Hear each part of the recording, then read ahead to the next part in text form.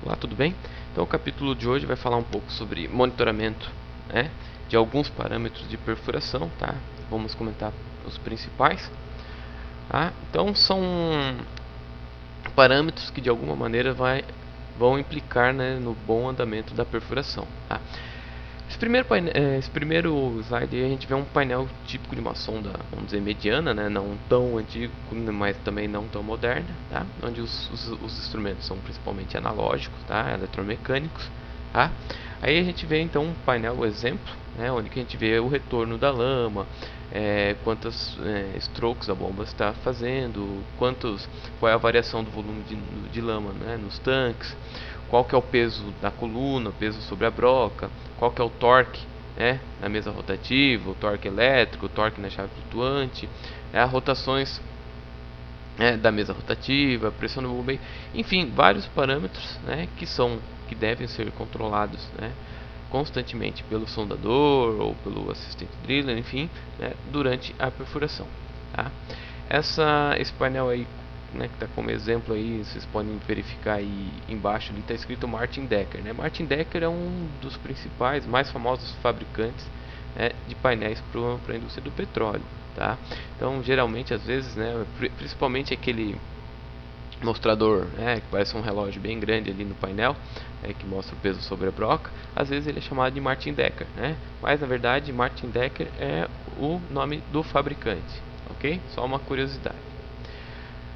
Vamos falar um pouquinho de história, né? Obviamente nesse slide aí onde vocês veem dois Geographic Recorder, né? São praticamente hoje em dia peças de museu, né? A gente vai ver daqui a pouco que basicamente, né, monitoramento de poço hoje em dia foi tudo substituído por computadores, telas de computadores, tá? Mas no início aí quando foi começado a registrar os parâmetros durante a perfuração, né, utilizou-se então esses aparelhos aí eletromecânicos, né? O da esquerda aí é um gravador de pressão, né, em formato circular, um papel como se fosse aquele tacógrafo de caminhões, né, que mede a velocidade durante a viagem, né. É um disco de papel que fica rotacionando aí sobre uma agulha de grafite, né, e vai marcando a pressão aí através do tempo. O da direita é a mesma coisa, tá? Só que é linear, não é circular, é um gráfico que fica girando uma bobina de papel e as agulhas ali vão monitorando então diversos parâmetros, por exemplo, taxa de penetração, rotação, torque, pressão nas bombas, tá? Então, hoje em dia, praticamente, mesmo as sondas antigas foram feito um retrofit, né, que dizem, né, foi feita uma atualização dos equipamentos. Enfim, hoje em dia praticamente todas as sondas aí, o sondador acompanha a perfuração através de telas de monitores de computador, assim, como nesse exemplo aí, né? À esquerda a gente tem uma dog house aí, uma casinha do cachorro, onde fica o sondador, né? E no monitor que ele vê ali, ele vê todos aqueles outros parâmetros que a gente viu no slide anterior, com um painel eletromecânico, tá? Mas na forma digital, né? Aí alguns exemplos aí, né? De novo, aquele relógio, parece um relógio grande ali, o indicador de peso, né? A pressão nas bombas, pressão no choke, enfim, taxa de penetração, vazão de entrada, vazão de saída. Mais à direita ali a gente vê o formato do poço, tá? Enfim, nesse slide aí, se vocês podem perceber, também tem um sinal de bateria, sinal de wireless ali no canto superior esquerdo, né? Algumas plataformas têm, o sinal de wireless por toda a plataforma, e alguns instrumentos parecido com tablet, um celular, um mini celular, assim, portáteis, né, pode ser carregado, por exemplo, pelo fiscal da plataforma para cima e para baixo e acompanhar o andamento da perfuração em qualquer parte, a qualquer hora aí, né, durante a perfuração. Outra, né, hoje em dia também as sondas são acopladas com parabólicas, antenas, e elas conseguem transmitir essa informação via satélite, né, para o pessoal em terra. Então todo mundo também que estiver monitorando, se for um poço offshore, né, pode monitorar em tempo real, estando em casa ali com acesso à internet, pode ver a mesma tela que o sondador tem durante a perfuração, que ele tem na visão dele. Você pode acompanhar de casa, ok? Então vamos falar um pouquinho aí do Martin Decker, né, que é o indicador de peso. Tá?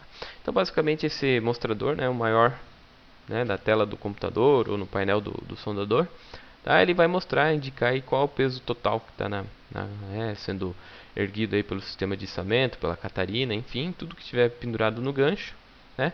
E também ele mostra o peso que está sobre a broca, tá? É um parâmetro importante, por quê? Para que a gente precisa saber? Um peso na coluna total, eu sei quanto de equipamento está na Catarina, tá? E conforme a perfuração vai avançando, eu preciso saber quando eu puxo a coluna para cima, qual que é o arraste que eu estou tendo, quando eu estou descendo a Catarina, né, se está tendo algum arraste ou não, tá? Então eu consigo saber, né, se meu poço está fechando ou não, se há algum perigo de prisão, tá? O peso sobre a broca também é importante, tá? Porque as brocas, né, não podem suportar todo o peso da coluna, dos equipamentos que estão acima dela, né? Então, durante a perfuração, o peso que é imposto sobre a broca tem que trabalhar num certo limite, que é o limite máximo aí que a broca pode suportar, tá? Como que é ajustado esse carinha, né? Ali na figura a gente consegue ver o pino de ajuste, a gente consegue ver a graduação do peso da coluna, que é o círculo central, e o peso sobre a broca, que é o círculo externo, tá? Então ali a gente vê algumas, se vocês virem direito, né? Dá pra ver ali que a escala do peso é contínua, né? Vai de 0 a, enfim, a 400 toneladas ou 400 mil libras, enfim, qualquer, dependendo da escala que tiver o seu mostrador, tá? E o peso, né, sobre a broca, então ela começa em 0, só que ela tem, né, 0 um peso para sentido horário e no sentido anti-horário, ou seja, tem o peso negativo e o peso positivo. Isso é estranho, parece ser, mas daqui a pouco a gente vai ver o que seria isso, tá? Então, como é que a gente faz para calibrar esse instrumento? Então, basicamente, a coluna, né, tudo que tiver sendo içado pela Catarina, né, vai descendo para o poço, tá? Quando a broca começa a encostar no fundo do poço, né, é o momento que eu sei que antes de encostar no fundo do poço eu estou com o peso máximo da minha coluna, ou seja, todo o equipamento está sendo suportado apenas pelo meu gancho, tá? No momento que a minha broca começa a encostar no fundo do poço, né, parte da minha coluna está tensionada, né, e parte da coluna, mais para baixo da coluna, está sendo suportada pelo próprio fundo do poço. Então, se eu começasse a olhar o peso total, né, o círculo interno, tá,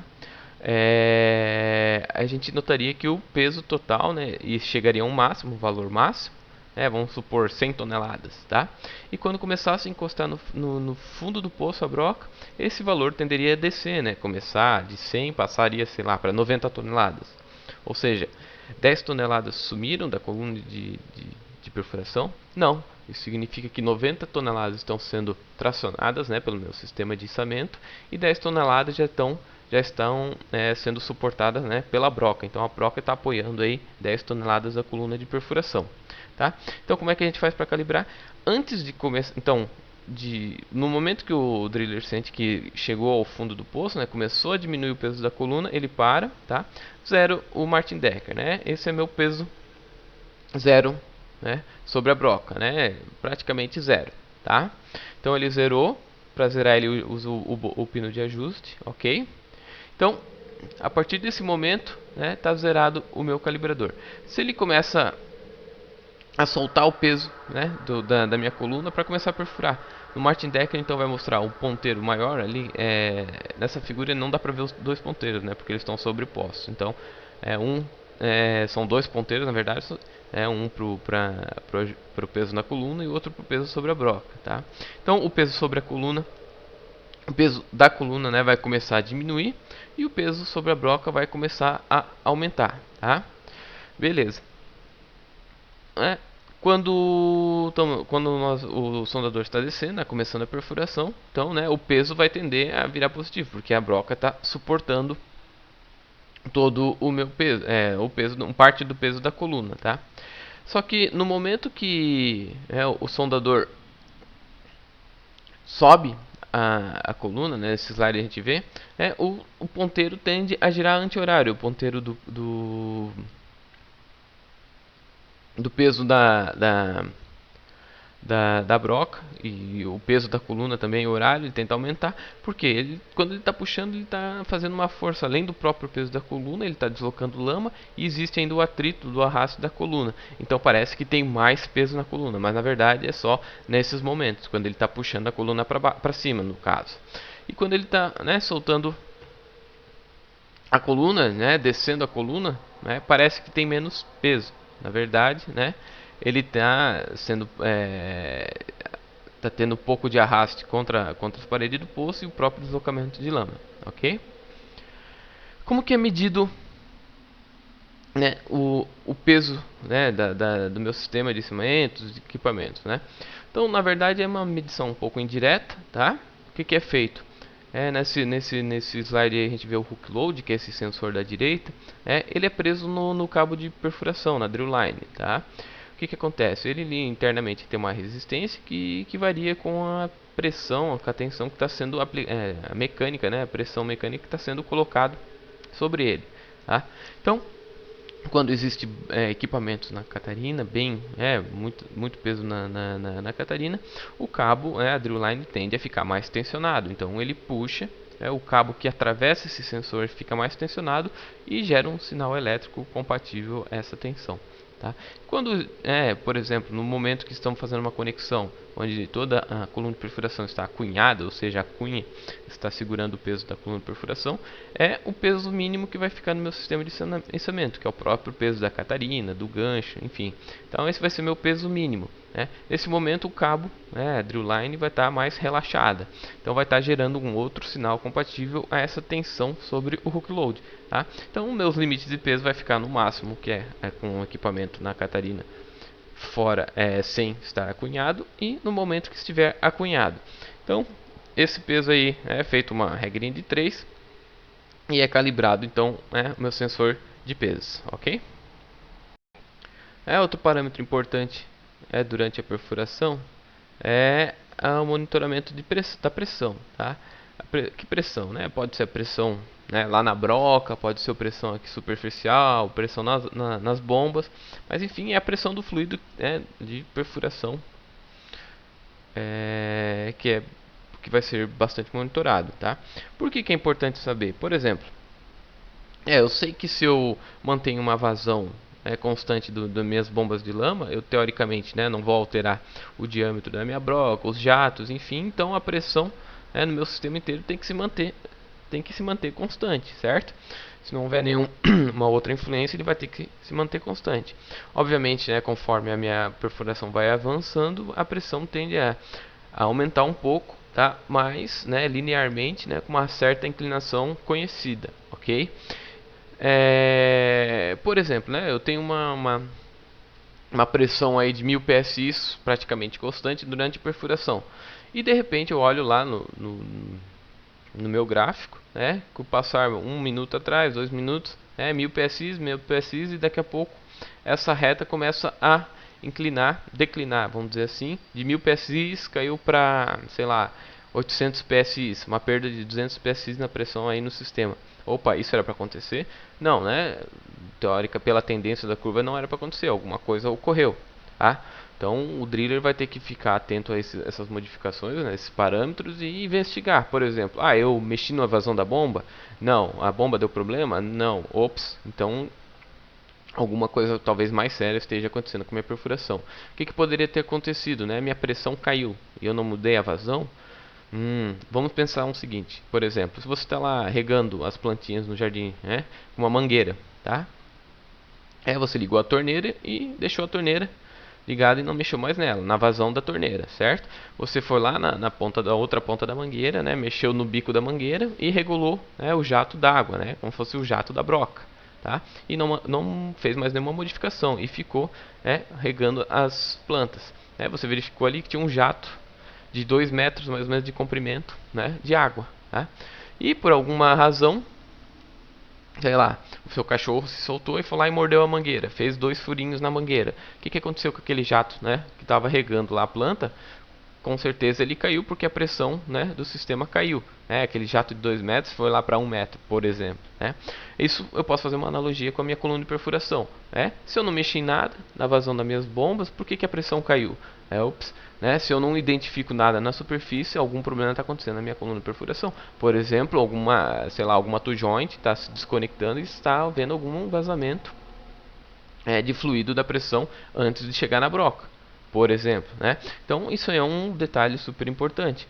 Se minha pressão cai, eu verifico outros parâmetros, comparo com outros parâmetros. Se eu não encontro, talvez exista a possibilidade de algum vazamento. Eu tenho que parar minha perfuração, puxar toda a minha coluna e verificar se há ou não existe, o que ocorreu durante esse pico aí de queda de pressão. O inverso também é importante saber. Por exemplo, se minha pressão lá, que era de 1000 psi, daqui a pouco aumentou, de 1000 para 1200 psi. Ops, o que está acontecendo? Mexi na vazão da bomba? Fiz alguma coisa na superfície? Não. Ops, alguma coisa está acontecendo na minha coluna de perfuração. O que poderia? Nesses casos aí é o inverso, Se não foi o furo, deve ter alguma coisa tampada, meus jatos, minha lama sai pela broca, sai pelos jatos da broca. O que pode ter acontecido? Pode ter tampado algum dos jatos, por exemplo, ou alguma outra ferramenta mais especial, alguma ferramenta MWD, por exemplo, travou, entupiu alguma coisa, Então são várias coisas que podem acontecer durante a perfuração, e a gente pode verificar isso, monitorando alguns parâmetros, como nesse caso a pressão, tá? Vamos adiante. Então aí a gente vê um outro painel eletromecânico, tá? Só para exemplo, dá para identificar um outro Martin Decker, um indicador de peso. Mas esse slide aí vai falar sobre o torque, Torque para perfuração, a gente já viu em outras aulas, o torque para conexão de tubos, de equipamentos, enfim, é importante saber, sim, durante a montagem da coluna de perfuração.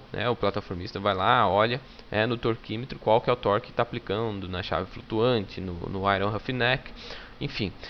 Mas outro torque importante também é o torque durante a perfuração, o torque que minha coluna de perfuração e mais broca está exercendo sobre o top drive, a mesa rotativa, enfim. Eu monitoro o torque para saber se está tubo por tubo, para ver se está havendo algum risco de prisão de coluna, se ele está aumentando o torque, se a minha broca está desgastando, se meus estabilizadores, enfim. Ele mostra vários... o monitoramento do torque, me dá alguns indicativos, de como está indo minha perfuração, tá? O torque é medido aí através, por exemplo, se fosse no top drive, ele é medido constantemente a corrente elétrica que está alimentando o motor do top drive ou da mesa rotativa, tá? Então, se eu mantenho o mesmo torque, a tendência é de eu manter a mesma corrente elétrica. Se a corrente elétrica está aumentando, é porque, por alguma razão, o torque está sendo exigido um pouco mais, ok? Vamos falar um pouco do indicador então de rotação,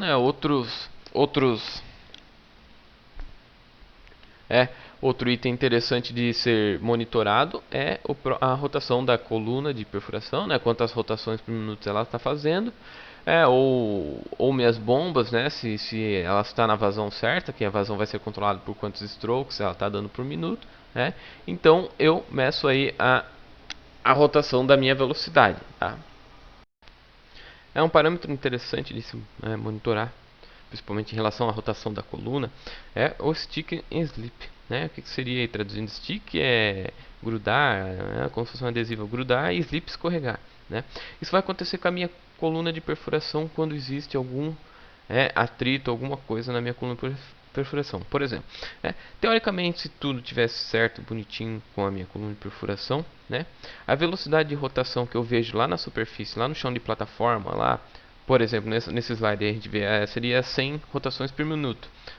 Então, se eu tenho 100 rotações por minuto, lá embaixo na minha broca, teoricamente eu teria 100 rotações por minuto também, Estão todas interconectadas, interligadas, é um sistema praticamente rígido, Então, se não houvesse nenhum atrito com a parede do poço ou com a broca lá embaixo contra o fundo do poço, a rotação que eu veria lá embaixo seria 100 RPMs e lá na superfície 100 RPMs, Mas na realidade não é assim, Se eu olhasse, né, um velocímetro de um carro, eu estou dirigindo lá, viajando, eu olho no velocímetro, estou 100 por hora, tá ok. Daqui a pouco passa um cachorro na frente do carro, eu dou uma freada, eu olho pro velocímetro, ele baixou lá para 60 por hora. Essas velocidades são velocidades instantâneas, né? Eu posso fazer uma velocidade média, saindo viajando de São Paulo para o Rio de Janeiro, fazer uma viagem lá que eu acelero, paro, enfim, acelero, corro, Minha viagem tem altos e baixos, Mas eu posso fazer uma velocidade média, saindo de São Paulo até Rio de Janeiro, Mas isso aí não me mostra como foi a realidade, como foi a viagem. Transmitindo isso aí para o petróleo é a mesma coisa em relação à rotação. Quando eu estou olhando ali o painel da rotação por minuto, por exemplo, a rotação da coluna, eu estou vendo a velocidade instantânea, tá? Então, vamos ali para a coluna do meio ali, tá exemplificando 3 colunas de perfuração, tá? Então a coluna do meio quer dizer o quê? Eu estou olhando na superfície aqui 100 RPMs. Opa, aqui meu top drive, mesa rotativa está rotacionando a 100 rotações por minuto. E lá embaixo, com uma ferramenta MWD, alguma ferramenta que me dê a velocidade de rotação da roll, lá perto da broca, eu vejo que no mesmo instante que eu vejo 100 rotações por minuto aqui na superfície, eu vejo lá embaixo que minha broca está 80 rotações por minuto. Mas isso é possível? Como é que eu posso girar aqui em cima mais rápido do que lá embaixo? Pode. A minha coluna de perfuração não imagine, são 600, 500 tubos de perfuração. Apesar de ele parecer rígido aos nossos olhos, na verdade ele pode torcer um pouco, ele vai torcendo. Agora imagine, eu torço um tubo, torço outro, 600 vezes, eu consigo praticamente fazer uma torção de 300, 700, 1000 graus, 2, 3 vezes rotacionar toda a minha coluna. Ou seja, é possível que eu tenha 100 RPMs na superfície e ao mesmo tempo lá na broca 80 rotações por minuto. Isso devido ao atrito da broca, atrito da coluna contra a parede do poço, enfim. Então, nesse momento, toda aquela energia que estava rotacionando minha coluna lá em cima está se transformando em energia armazenada sob torção na coluna de perfuração, tá? É como se fosse uma mola armazenando energia, tá? Então ela vai diminuindo a rotação lá embaixo e vai armazenando essa energia, em toda a minha coluna de perfuração. Esse momento é chamado de stick, ela está grudada, a minha coluna está grudando, contra a parede do poço, contra o fundo do poço e não está deixando rotacionar, tá? Passou 2, 3 segundos, eu olho de novo minha rotação. A superfície continuou a mesma, 100 RPMs, perfeito. Mas eu olho lá embaixo agora, opa, tá 120 RPMs? Como assim? Como é que lá embaixo agora está rotacionando mais aqui em cima? Então isso aí foi o que? Foi aquela transferência de energia acumulada em forma de torção na minha coluna de perfuração, tá? Ela venceu aquele stick, aquele grude, aquele atrito do meu poço, tá? E liberou a broca e a coluna de perfuração. Nessa liberação, a coluna tende a girar mais rápido lá embaixo, tá? Isso aí, então, é o estado de slip, escorregando. Ela escorrega e rotaciona mais rápido do que a superfície, tá? Isso é bom ou é ruim para minha perfuração? É péssimo, tá, pessoal? Não é bom. Porque, vamos lá, na situação de stick, se lá em cima eu estou com mais rotação do que lá embaixo, quer dizer que eu estou torcendo minha coluna e estou tendendo a torquear mais as juntas, apertar mais as juntas, quer queira, quer não, ela vai estar torcendo, no sentido horário, eu estou apertando as minhas conexões. Se esse stick fica muito alto e constante, ele pode fadigar essas conexões e pode até quebrar as conexões, tá? Na situação de slip o que pode, teoricamente, às vezes é o que mais ocorre, tá? Por exemplo, o que vai acontecer? Na minha superfície estou rodando 100, lá embaixo eu estou mais rápido que minha superfície. Daí se eu olhando geral, eu estou girando anti-horário toda a minha coluna de perfuração. Ou seja, eu estou fazendo um movimento para destorquear. Estou fazendo sentido anti-horário, estou destorqueando, fazendo força para destorquear. Se isso aí é muito constante, muito alto, às vezes pode começar a desconectar algumas juntas, algumas do joint, tá? Ou dar início a pequenos vazamentos, enfim, e acarretando às vezes até desconexão mesmo de ferramentas, tá? E fazendo com que o equipamento fique lá embaixo no poço e eu perca minha coluna de perfuração e tenha que fazer pescaria, tá? Vamos falar um pouco então do monitoramento do volume do tanque de lamas, né? Isso aí até a gente já comentou no sistema de circulação de lama, tá? Mas só para relembrar. Então, tanto plataformas offshore, onshore, nós temos que ficar monitorando constantemente o volume de lama do sistema de circulação, né? Teoricamente, se eu não estou movendo, por exemplo, minha coluna de perfuração, não estou indo adiante com a minha perfuração, estou bombeando, né? Tudo que entra no poço, teoricamente, tem que voltar. Então, se eu estou com uma vazão aí de, sei lá, 500 galões por minuto, tem que estar retornando para minhas peneiras lá 500 galões por minuto, teoricamente. Claro que existe uma pequena variação, tanto para mais, tanto para menos, mas tem que se manter na média, né? O volume do tanque tem que permanecer o mesmo, tá? Então, para medir isso aí, é o nível do tanque em sondas onshore, tá? É normalmente como se fosse uma, vamos dizer, o sensor com uma caixa d'água, né? Um sensor eletromecânico, pode ser uma buoy, tá? Mas em offshore normalmente é um pouco mais sofisticado, justamente também para compensar o balanço da plataforma, tá? Então são empregados aí sensores eletromecânicos, ultrassônicos, sensores capacitivos, então para me indicar o nível do tanque da lama, né? Que eu tenho que ficar verificando aí se está dentro dos meus limites, se o meu poço está bebendo ou se o meu poço está sofrendo algum tipo de invasão, algum kick, enfim, eu posso até monitorar então constantemente o volume do tanque da lama, tá? Então aí o sondador tem na telinha dele aí algum indicador, né? Tanto digital ou analógico, mas enfim, ele fica sabendo instantaneamente aí qual que é o valor de tanque de lama, tá? Uma coisa que eu não comentei, acredito eu, né, eu falei já vários sensores, mas interessante, né? Fora aquela tela de computador, ou enfim, é interessante o sondador ter além da medida instantânea, né? É uma medida temporal, ou seja, é através do tempo, um gráfico, tá? Da medida, da grandeza que você está monitorando versus o tempo. Assim você consegue identificar tendências. Por exemplo, lá eu falei da pressão. A pressão estava constante em 1000 psi e de repente caiu. Ou de repente está caindo mais devagar. E o sondador olha, deu 999, tá ok. 998, tá ok. Daqui 3 minutos vê, tá 907, ok. Acabou o turno dele, troca pro outro sondador. Ele falou, tem uma variação aí de 1 psi, mas acredito que seja normal. Mas enfim. Se eu só olhasse os valores instantâneos, eu poderia tomar isso como normal. Mas, por exemplo, se eu vejo o gráfico e vejo que ele estava 1000 psi, daqui a pouco ele começa a fazer essa queda de pressão, opa, eu já posso, né, verificar. Se ele continuar nessa tendência, alguma coisa está errada, tá? Então, se eu continuar só olhando os valores instantâneos, às vezes ele não me passa o que está acontecendo mesmo com o poço. Então, na verdade, é sempre interessante aí ter um gráfico, né, com o tempo, ok? Então vamos adiante. O indicador de profundidade, né? De novo, né? A indicação de profundidade é uma indicação um pouco, né, indireta, tá? Qual que é a nossa referência, né? Tanto offshore quanto offshore.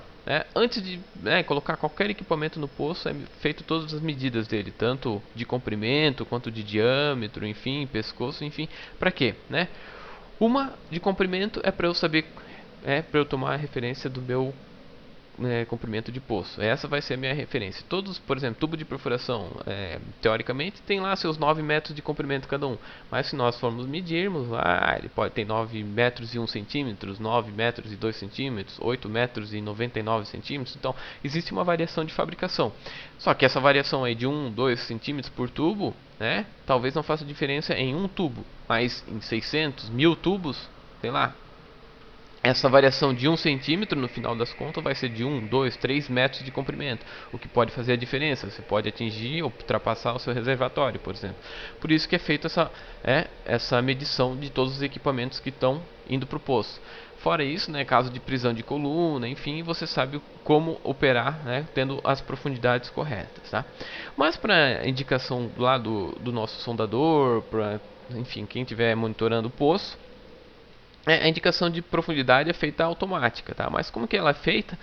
Basicamente com esse sensor aí, com o DrawWorks Encoder. É um sensor digital, que é colocado aí no eixo do guincho, que vai monitorando a rotação do tambor, do carretel de cabo de perfuração. Por exemplo, vamos dar só um exemplo. Se meu tambor está girando o horário, ele está liberando corda, ele está liberando cabo de perfuração, significa que a minha Catarina está descendo. Ou seja, o equipamento que estiver conectado a ela está indo para o poço. Se eu girar anti-horário, por exemplo, é o inverso, né? Quer dizer que minha Catarina, estou recolhendo o cabo de perfuração no tambor, significa que a minha Catarina está subindo. Então o que quer que esteja pendurado nela está subindo. Então eu consigo saber para qual lado o meu Drawworks está fazendo, está colocando ou tirando equipamentos do poço. Beleza. Só que isso aí não significa que eu estou perfurando ou não. Eu posso estar, ou sei lá, o sondador pode estar testando a Catarina, subindo e descendo, né? Não quer dizer que eu estou perfurando o poço, tá? Então, para eu medir profundidade, automaticamente, além do Drawworks, eu preciso fazer uma medida acoplada com o sistema de indicação de peso lá do Martin Decker, tá? Ou seja, se meu peso estiver muito pequeno lá no Martin Decker, medido pelo hook load, por exemplo, na situação de conexão, onde toda a coluna de perfuração está sobre a cunha, o peso é pequeno, é só o do sistema de içamento.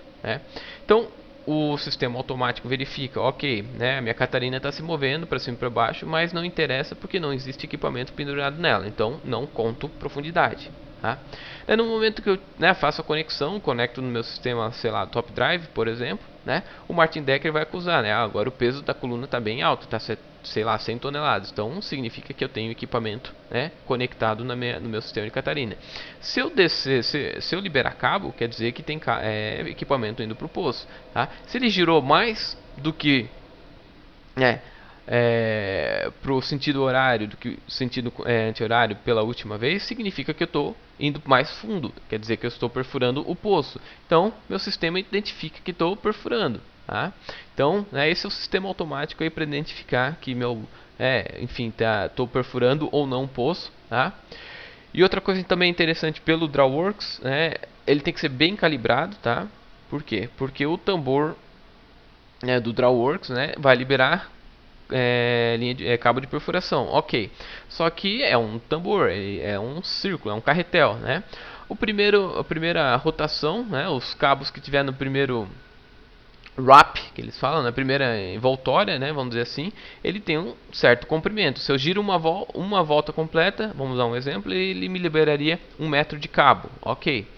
Se eu libero todo esse primeiro wrap, essa primeira envoltória, eu vou cair na segunda envoltória de cabos. Isso significa o quê? Que é um diâmetro menor do carretel. Se eu der uma volta completa, ele já não vai estar mais liberando 1 metro de cabo, ele vai estar liberando menos que 1 metro de cabo, porque o diâmetro é menor. Então, o driller, o sondador, ou enfim, quem calibra os instrumentos, tem que saber esses detalhes, porque essa variação aí, subindo e descendo o tubo, com o tempo vai mostrar uma profundidade totalmente errônea. Tá? Mas, apesar dessa automatização, o que não dá como referência mesmo são os comprimentos dos equipamentos que estão referenciados lá no Pipe Tally, ok? Então esse foi o indicador de profundidade. Tá? Esse último aí que eu vou comentar, são detectores de gás. Ele não vai implicar nada na nossa perfuração. Ele não vai, o gás não vai, enfim. Eu posso continuar perfurando se tiver gás ou não, Mas tem que ter uma detecção de gás para a segurança das pessoas que estão trabalhando na plataforma, tá? Então, no chão da plataforma, a boca do poço ali na mesa rotativa é o ponto zero da plataforma, Se tiver gás no poço, no reservatório, o primeiro local que vai aparecer gás é ali. Então, tem diversos detectores de gás espalhados naquela área, tá? Por exemplo, ali nós vemos quatro sinais luminosos ali, Eles vão mostrando a indicação de concentração de gás ou o tipo de gás até um nível máximo aceitável. Tá? E aí dispara um alarme. Tá? Na chão de plataforma, a doghouse normalmente é pressurizada, tá? Então o gás em baixa pressão não vai conseguir entrar na plataforma, tá? Porque a pressão interna é maior na doghouse, desculpa, tá? Então é um ponto de encontro ali para o pessoal da plataforma, caso seja necessário evacuar, tá? Ali dentro eles encontram máscara, cilindro de gás, enfim, para dar chance para eles irem até o ponto de encontro oficial mesmo em questão de gás, que é o helideck, o heliporto, que teoricamente é o ponto mais alto aí da plataforma, onde que as pessoas conseguem acessar facilmente, ok? Então, em questão de gás, as pessoas se reúnem no LDEC, tá? O comandante da plataforma, se for offshore, o que ele vai fazer? Ele vai girar a plataforma contra o vento para empurrar o gás, né, para longe das pessoas, aí dando tempo para as pessoas, né, se preparar caso haja alguma evacuação da plataforma. Beleza, pessoal? Então, né, monitoramento, né, principais parâmetros de perfuração a gente falou, existem outros, tá? Mas esses aí são os principais, tá? Beleza? Espero que tenha sido claro, tá? Obrigado aí pela atenção e até a próxima aula. Até mais.